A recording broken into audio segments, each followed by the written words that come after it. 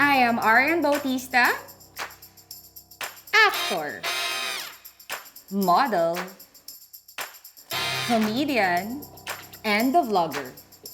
Gusto mo bang malaman ang sekreto sa magandang skin ko? Ito ang ganda.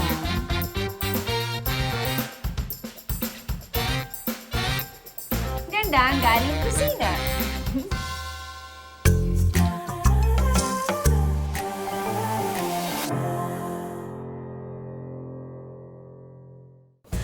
101 different ways to use this baking soda. Like, of course, baking, household cleaning, deodorizing, and most importantly, my favorite, super affordable beauty hacks only from my kitchen! So now, I'm gonna show you 3 ways kung paano magpaganda sa murang halaga. This is Arian Bautista, your DIY Pinay. Try lang ng try. So, let's start in 3, 2, 1. Rejuvenate your lips.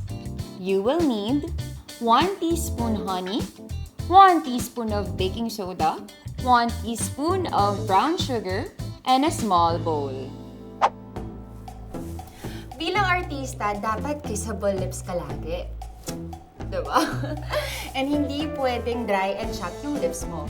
So, here's one of my favorite beauty hacks. So, let's start. Okay, so we have our baking soda here. Combine baking soda, brown sugar, and honey until you get a smooth paste. Apply on your clean lips and let it sit for 2 minutes. These ingredients get rid of dead skin cells and also bleach your skin. So it also naturally lightens your lips as well. Honey has moisturizing properties that will give your lips that much needed moisture. The brown sugar will be the all-natural scrub for your lips. Then rub the mixture on your lips to exfoliate. Wash with water and you're done! With this procedure, I think pwede na ako sa mga lipstick collaborations o mga brands, bikini men. Get softer feet.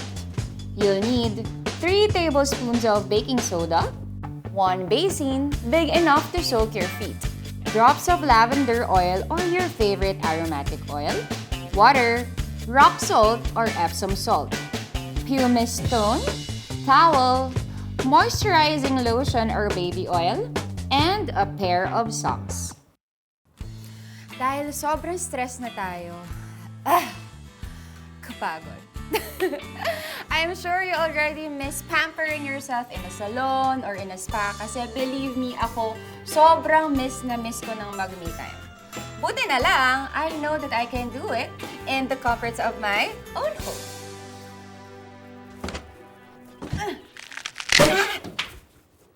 Char lang. Okay, let's start. So, meron tayong basin dito, meron din tayong hot water, meron din tayo, syempre, yung baking soda natin, salt, and yung mga oils, yung mga favorite yung oils. Ako, favorite ko personally is yung lavender because it calms my senses.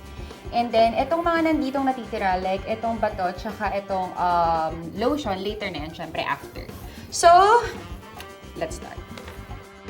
To do this, fill your basin with warm water. Add 3 tablespoons of baking soda, put some salt, and add a few drops of your favorite oil.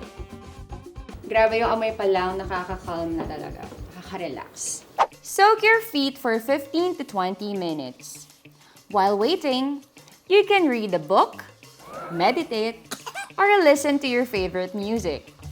After 20 minutes, get your pumice stone and gently scrub away dead skin off your soles and feet. Kaskasin mo lang, girl, until mawala ang mga bakas ng nakaraan at ma-reveal ang yung softer skin. Once you're done, dry your feet with a towel and then massage them with some oil and lotion. And then, lagyan nyo siya ng medyas for a few hours. Whiten your armpits.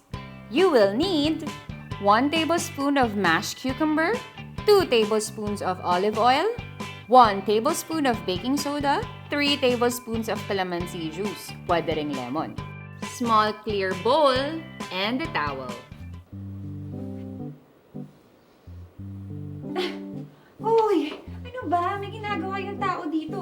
nakakapag-post ng ganito. Diba? Kaso, alam nyo, parang kailangan ko pa ng whiter kilikili. Kaso nga lang, what can we do? Eh, ang expensive ng mga laser treatments, diba? Pwes, may sagot ako dyan. Ta-da! Baking soda to the rescue! This is so easy. Mix all these ingredients together until you get a smooth texture. Apply on your underarms and let it sit for about 10 minutes. Make sure na wala kang sugat kundi mahapdi yan. At habang naghihintay tayo ng 10 minutes, magkwentuhan muna tayo. Alam nyo ba na ang baking soda ay isa ring lightening agent dahil sa bleaching properties nito? O diba? Kaya natin ginagamit yan. It's actually a perfect combo. Calamansi or lemon juice has a natural bleaching and antibacterial properties, while cucumber is rich in vitamin C, B1, and K. So, you're boosting its efficacy at puputi talagang yung kilikili. Ayan, maputi na at mabango pa. Kili-kili power! And there you have it, my 3 beauty secrets from the kitchen.